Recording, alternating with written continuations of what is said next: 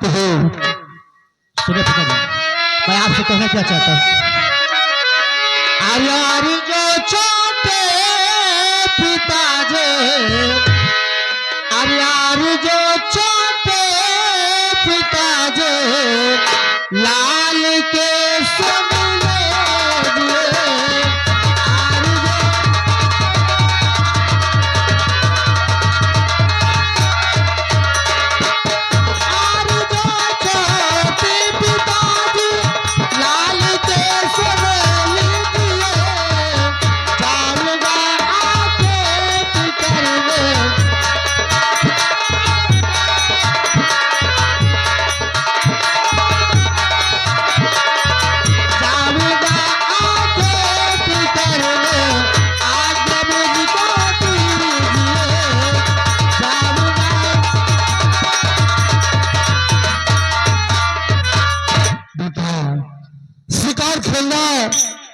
सबले का बहुत पुराना शौक है। अगर आज तुम्हारे दिल में शिकार खेलने की इच्छा जगी है तो हम मना नहीं करेंगे। जाओ दिन में शिकार खेले, लेकिन सूर्य अस्त होने से पहले राजमहल वापस आ जाना। हुजूर, अगर आपका क्या हुआ है तो भैया के साथ हनुमानों चले जाएं। हनुमान, तुम भी जाना चाहते हो तो अलग से जाओ, लेकिन इतना ध्यान रखना सूर्य अस्त होने से पहले हमारे बेटे को राजमहल वापस लेकर आओ। पिताजी, अगर ये बात है तो मैं वादा करता हूँ कि सूर्यास्त होने के पहले राजमहल उससे पास आ। छोड़ो, आओ चलते चलते शिकार खेलते। जल्दी आ जाओ।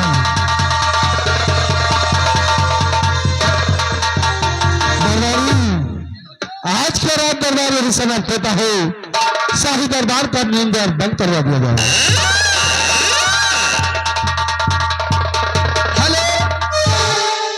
आज का शाही दरबार ही समाप्त किया जाता है। अगली सीन आप लोग देखिएगा। अगली सीन में होता क्या है, कहना है रूप सजने से श्रृंगार नहीं होता है। रूप सजने से श्रृंगार नहीं होता है, लेन देन से व्यापार नहीं होता है। मोहब्बत के फूल खिल जाते हैं कि नजर में, वरना 7 फेरों में प्यार कहाँ मिलता है। कहना है ऐसी बोली बोलिए, ऐसी बोली बोलिए क्योंकि अल्फाजों में भी जान होती है। ऐसी बोली बोलिए क्योंकि अल्फाजों में भी जान होती है। इन्हीं से आती, इन्हीं से ताश, इन्हीं से आजान होती है। सागर के ये वो मोती हैं, शब्दों से इंसानों की पहचान होती है। अरे सब तो है परदेसी, अरे सब तो है परदेसी, साथ क्या निभाएंगे।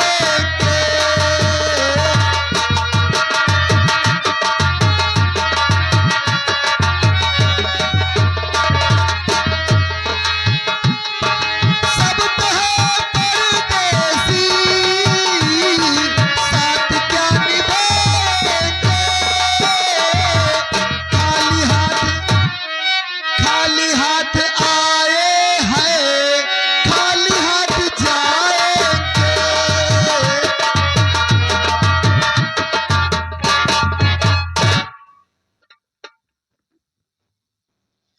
गोविंदा भाई राम राम।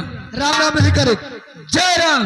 तुम्हारे घर में हमारो काम, रास्ता में मिलो तो 100 ग्राम, और ज्यादा हो जाए तो संध्या का मीट का प्रोग्राम। धन्यवाद। आज आपने रात दरबार में कुछ देखा को सुना? हाँ भाई, मैंने देखा भी और सुना भी। क्या देखे क्या सुने? आज मैंने रात दरबार में ही देखा और सुना कि रात दरबार लगा हुआ था। महाराज जी बैठे हुए थे, मंत्री जी बैठे हुए थे, और महाराज जी के छोटे भाई प्रताप सिंह बैठे हुए थे। अपनी रियाया और प्रजा के बारे में पूछताछ कर रहे थे। और उसी बीच में एक बुढ़िया ने इंसाफ का घंटा बजाकर रात दरबार आ गई। उसके बाद उस बुढ़िया ने बताया कि हमारे घर में चोरी हो गई, और चोरी करने वाला कोई और नहीं, वो शिवराम सिपाही निकला। उसके बाद महाराज ने सेनापति जी के पास फोन लगाया, और सेनापति जी को तुरंत रात दरबार बुला लिया गया। और सेनापति जी से कहा कि ये जो सामने बुढ़िया बैठी हुई है, इसके घर में चोरी हुई है, इसलिए शिवराम सिपाही के घर जाइए और उसके हाथों में हथकड़ी डाल के घसीटते हुए राज दरबार ले आई। भाई सेनापति जी गए, आप हो गए शिवराम सिपाही को पकड़ के ले आए। उसके बाद में महाराज ने आदेश दे दिया, किसे ले जाइए, इसके दोनों हाथ काट के इसे राज से बाहर कर दिया जाए। आज तो रात दरबार में है सब बात भाई, और कोनो बात नहीं भैया। देखो हाँ? हमका तुमका का करे का है, कुछ नहीं करेगा यार, चाहे बर मरे चाहे कन्या दक्षिणा से काम। दक्षिण का सही बात कहे थे, पंपापुर में रही थे। सही है, दूध में दही गोविंदा की बात बिल्कुल सही। सही बात करो सफा, सफा बात करो सफा, चाहे घाटा हुए चाहे नफा। नफा, बात करो सफा, हाँ। चाहे घाटा हुए चाहे नफा। प्यार मोहब्बत एक धोखा है, धोखा है। प्यार मोहब्बत एक धोखा है, हाँ, और शादी कर लियो बस एक मौका है। मौका है। शिवराम सिपाही हाँ, बुढ़िया घर में 12 बजे रात में कूदे हैं। रात में कूदे। और राजा साहब हमका आदेश कर दिए ना, हाँ, शिवराम सिपाही के घर में हम दोपहर में कूद जाए।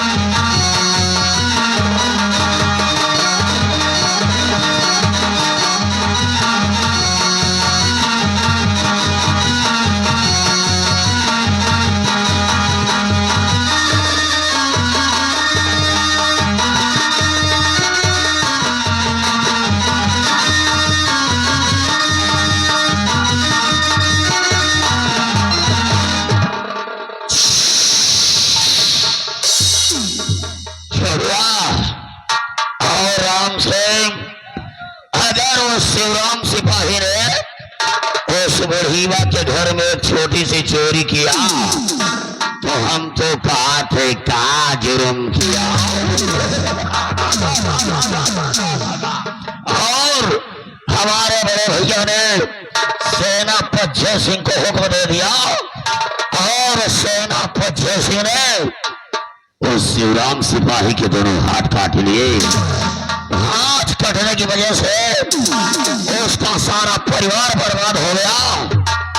लेकिन बड़े भैया, ये इंसाफ सुनाकर तुमने छोटे भाई के लिए अच्छा नहीं किया है। अब आज के बाद एक तरफ तुम्हारा इंसाफ रहेगा, तो दूसरी तरफ ठाकुर की बगावत रहेगी। और सेनापति जय सिंह, तूने साले शिवराम सिपाही के दोनों हाथ काटे हैं।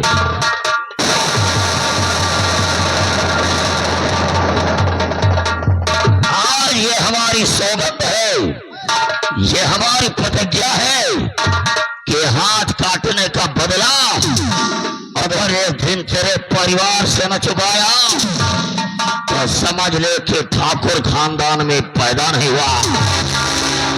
अरे छड़ुआ, तेरी ड्यूटी कहाँ है? हमारी ड्यूटी राजकुमार के साथ में लगे हैं, शिकार खेलने के लिए। शिकारी तो आते यहाँ से आओ, अपने अपने घोड़े तैयार करो और शिकार खेलने की तैयारियां बनाओ। तुम जानते हो हाँ, कि मैं वहाँ शेरा वाली का कितना बड़ा पुजारी हूँ, इसलिए हाँ, सर्वप्रथम दुर्गा जी के मंदिर चलेंगे, वहां पर पूजा करेंगे और माँ दुर्गा से अपनी लंबी आयु की कामना करेंगे। तो पहले पूजा करने के लिए दुर्गा जी के मंदिर की तरफ चलते हैं। जय माँ शेरा वाली, जय माँ पहाड़ों वाली।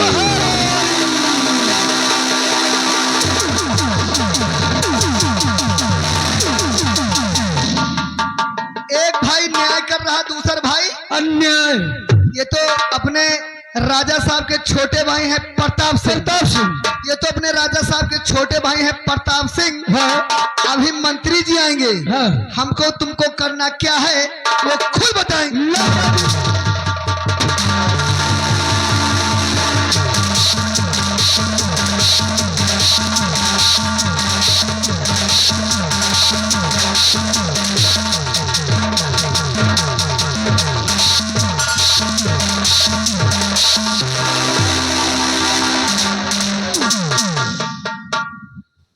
वाह, मजा आ गया रे।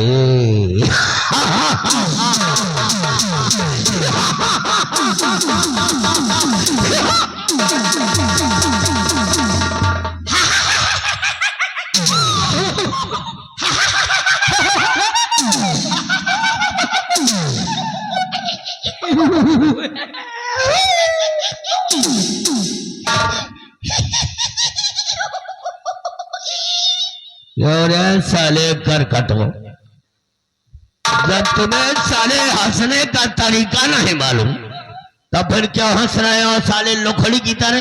अरे हम आपके नौकर हैं, आप खुशी तो हम खुशी, और आप दुखी तो हम दुखी, और आप हंसे लागे हो, हमारो थोड़ा मन भागी, हम हंसे लागे। हंसे के पलटिका प्रैक्टिस बोलो, प्रैक्टिस। छोटुआ और हनुमान, शायद तुम लोग ये नहीं जानते हो कि आज मंत्री कामता सिंह इतना खुश क्यों है। किस लिए? जिस दिन का मुझे इंतजार था आज वो दिन मेरी आंखों के सामने आ गया। राज दरबार लगा हुआ था, राज दरबार में सारे कर्मचारी तैनात थे। अचानक इंसाफ का घंटा बजा और रोती हुई बुढ़िया दरबार आई। दरबार में उसने अपनी बात बताई। महाराज ने श्रीराम सिपाही को सेनापति जय सिंह के द्वारा सीमा सरहद के बाहर निकलवा कर दोनों हाथ कटवा दिए। अचानक प्रताप सिंह उठा और उससे क्रोध आया। मैंने तो सोचा कि आज दोनों भाई आपस में लड़ेंगे और लड़कर के साथ मार जाएंगे, लेकिन साला मामला अधूरा रह गया। मेरे भी दिल के अंदर एक तमन्ना है और एक सपना है कि दोनों भाइयों को आपस में लड़ा करके दोनों को मरवा देना है और उसके बाद इस बिजनौर के अंदर मंत्री कामता सिंह अपनी हुकूमत चलाएगा। मैं यहाँ का सम्राट बनूंगा और राजगद्दी पर बैठकर इस बिजनौर में अपनी हुकूमत मैं चलाऊंगा। इसीलिए बुजुर्गों ने एक पुरानी कहावत बनाई है कि खाओ कम और खिलाओ ज्यादा और लड़ो कम और लड़ो ज्यादा। सपना तो हमारा अधूरा रह गया है, लेकिन मुझे विश्वास है कि मंत्री कामता सिंह अपना सपना जरूर पूरा करेगा और जब तक मैं अपना सपना पूरा नहीं कर लूंगा तब तक हम चैन से नहीं बैठूंगा। एक बात मेरी कान खोलकर सुन लेना, इस बात को बात ही रहने देना, क्योंकि ये बात अभी अधूरी है।